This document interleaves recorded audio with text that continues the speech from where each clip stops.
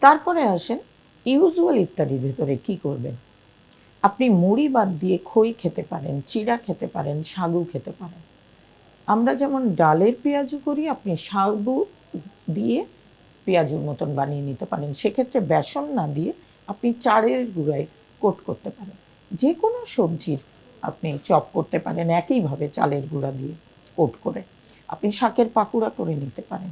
আপনি চালের গুঁড়ার যে কোনো পিঠা খেতে পারেন।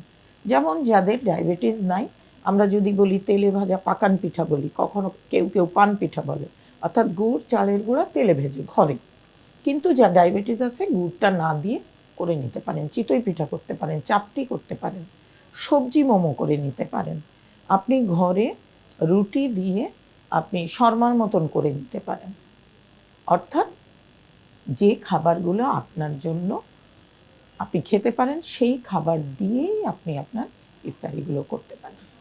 আসেন ইফতারি করা শেষ, আপনি একটা ডিম এখানে রাখেন। সেটা ডিম চপ হতে পারে, আপনি কোনো খাবার খাচ্ছেন তার ভেতরে ডিমটা, যেমন চাপটি করবেন আপনি তার ভেতরে ডিমটা দিতে পারেন।